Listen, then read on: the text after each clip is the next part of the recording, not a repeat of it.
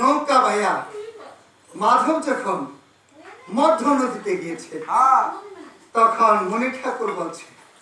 দাদুরে লক্কুশ, নৌকা ভাইয়া যন্ত্রপত্র হাতে নিয়ে গঙ্গা পার হইতে চাইলে যন্ত্রপত্র বাজাতে হবে, নইলে গঙ্গা অসন্তুষ্ট।